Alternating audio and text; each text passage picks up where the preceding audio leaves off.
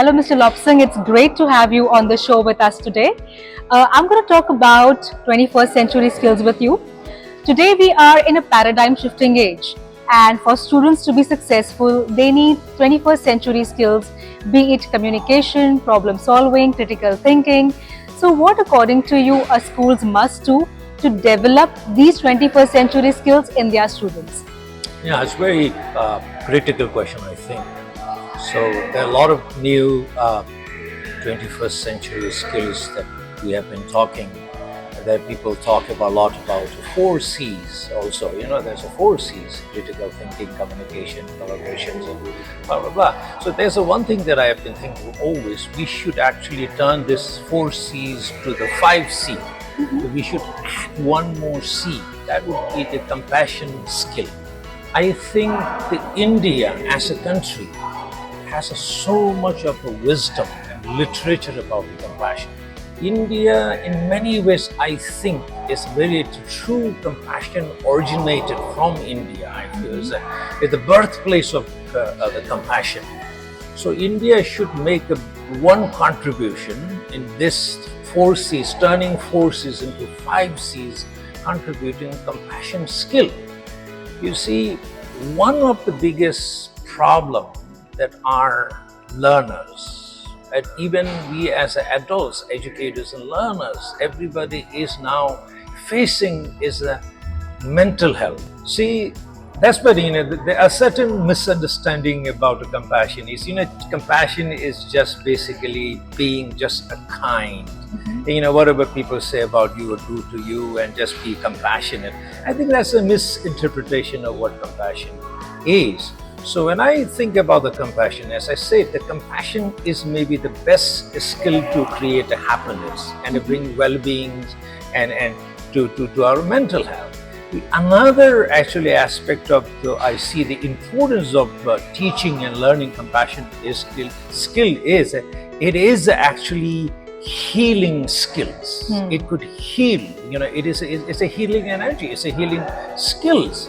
And then you see, it is so important to have a happiness, I think. Happy administration or the happy management can make a teachers happy. A teachers can make the students happy.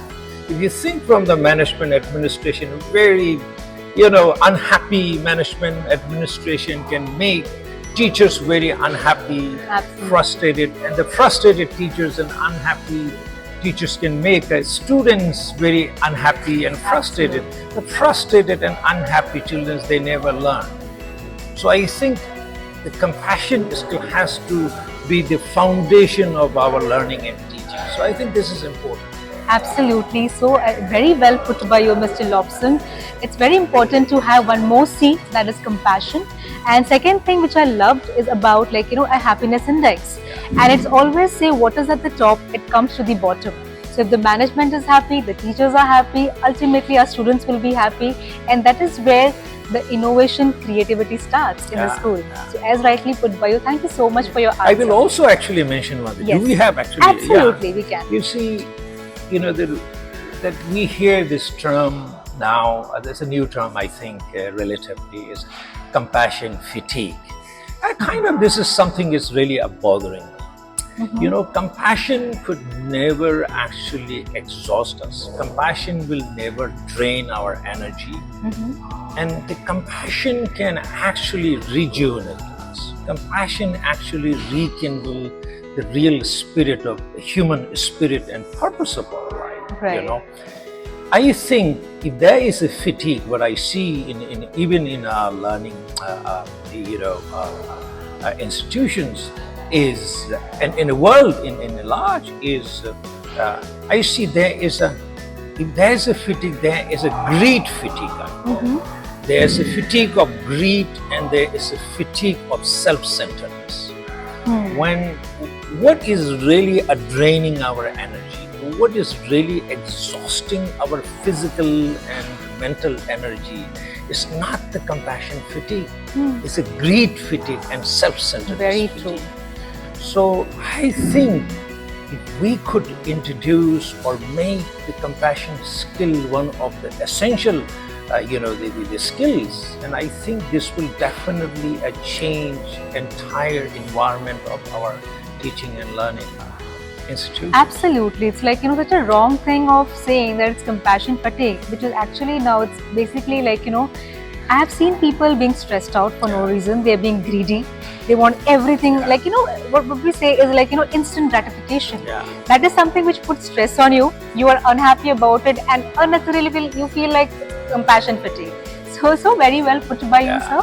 I think so. I'm sure the students under you are having a great leader to look up to you. It was lovely interacting with you. And of course, the last bit, I want to understand your experience at GSLC Inspire 3.0, where we have got so many educators, policymakers, researchers under one roof. Yeah, it's a great actually from stage and opportunity GSLC, and this is my second time attending, and I really enjoy listening. And this is a great actually, the 2 days that you could actually sit and listen to the amazing speakers. There's so much wisdom, so much knowledge, and it really updates your own understanding about what you are doing. And it really inspires you.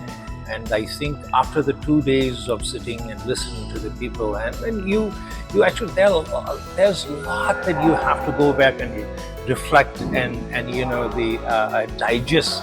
And then actually I think the important is how do we actually put things that we learn from this gathering to the practice. And it's amazing actually. It's very inspiring. It's very rejuvenating.